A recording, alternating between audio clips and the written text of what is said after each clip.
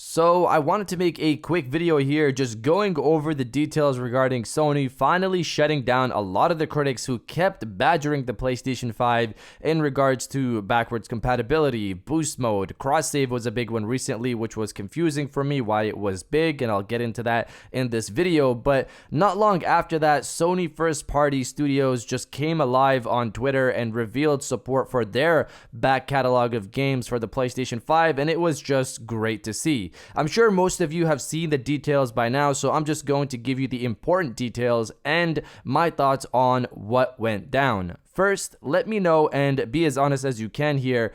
Are you really going to be using backwards compatibility a lot in the first year of the PlayStation 5, considering all the next-gen exclusive games coming like Demon's Souls, Spider-Man Miles Morales, Ratchet & Clank, God of War Ragnarok, and of course third-party games that will be cross-gen, so you'll also have them on the PlayStation 5 as well. I personally will mainly be on next-gen games, especially with so many games getting updated for next-gen, but that's just me. So comment below, will you be using backwards compatibility a lot in the first year of the PlayStation 5? Let me know down in the comments below. Now, diving into the main story of the video, all the backwards compatibility details regarding the PlayStation 5. I just want to point out how every time we got details regarding backwards compatibility for the PlayStation 5, there was shade being thrown at any avenue possible in regards to the PlayStation 5, especially when Mark Cerny spoke about the top 100 games they've tested earlier this year in March, and Sony confirmed afterwards that they've tested hundreds of games and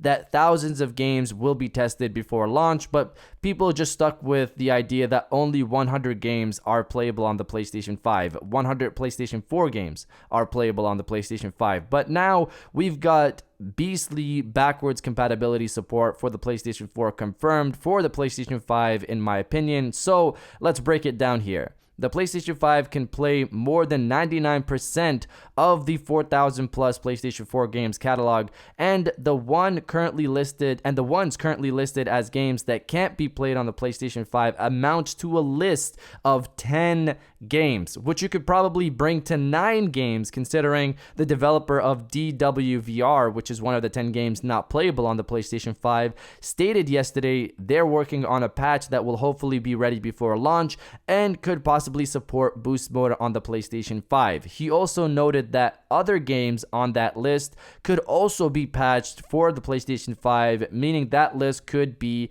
even smaller than 10 games, even smaller than 10 games.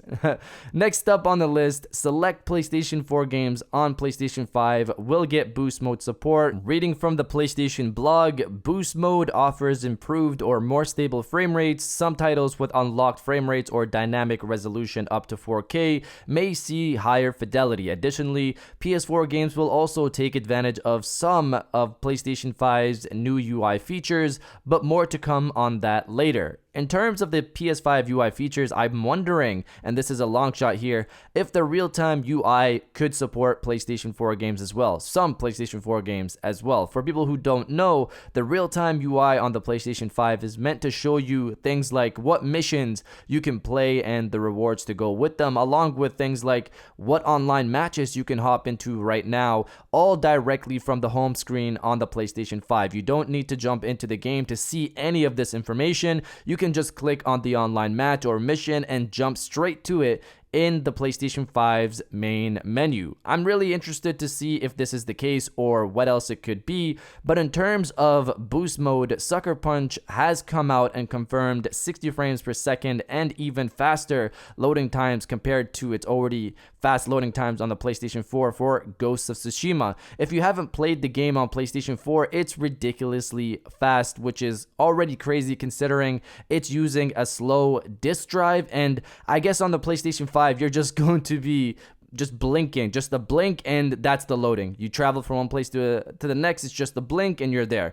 But beyond Sucker Punch, we also had other Sony first party studios come out like a mob together and confirm their PS4 back catalogs will be supported on PlayStation 5, like Naughty Dog and Sony Santa Monica, which includes games like the Order 1886, the Jak and Daxter franchise, the Last of Us and Uncharted franchises, God of War, and more, all playable on PlayStation 5. 5. I assume, like Ghost of Tsushima, other Sony first-party studio games should be getting upgrades as well on PlayStation 5, like faster loading times, faster frame rates, and higher resolutions as well. Honestly, people who are playing these games for the first time on PlayStation 5, like one of my friends who this will probably be his first PlayStation console, will have the best experience with these games on PlayStation 5, and I am jealous of you. But let me know if you're going to replay any of these PlayStation 4 Sony first-party games on PlayStation 5 with these upgrades. Let me know down in the comments below. Beyond this, they confirmed that PlayStation VR games will work on PlayStation 5 as well, considering they're also PlayStation 4 games.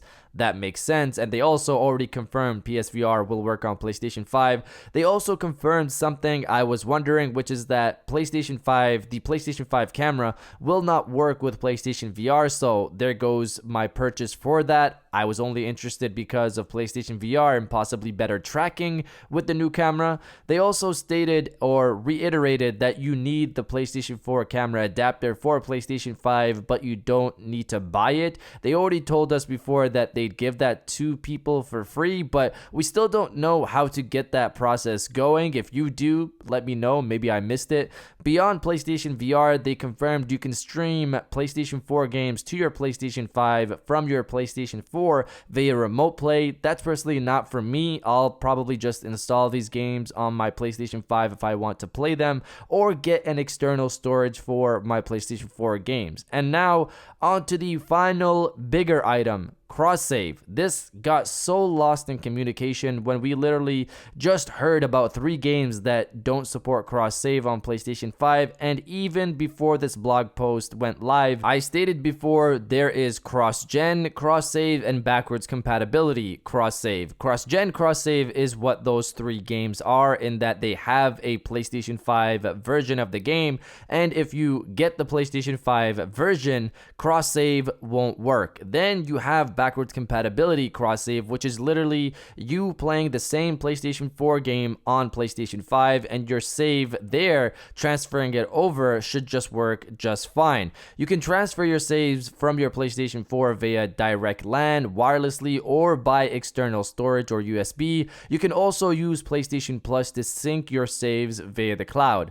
They also confirm in the blog PlayStation 5 versions of PlayStation 4 games can support cross-save depending on the developer and if they want to support it. So when you see a PlayStation 5 version of a PlayStation 4 game not getting cross-save, talk to the developer. They seem to have the control here. But you guys let me know if cross-save is a big deal for you or not. Let me know down in the comments below. And if you guys did enjoy this video, please hit that like button, as it always helps, and subscribe if you're new. I got new videos every Monday, Wednesday, and Friday. And now I'll check you guys out on the next one. And welcome back to the after show. This is the part of the video where we have a little fun down in the comments below. If you're old, welcome back. If you're new, welcome. For today's thing, what I want you guys to do is to body, obliterate, destroy, and overall harass the comment section with Unleash the Beast, Sony. Sony, I know we got the November 12th release date. I'm just excited for it, and I can't wait for you guys to unleash this monster that is the PlayStation 5. And if you're excited for it, destroy the comment section with Unleash the Beast, Sony, and I'll definitely heart those comments like I always do, because I appreciate everybody who stays to the end of my videos. And now I'll check you guys out on the next one.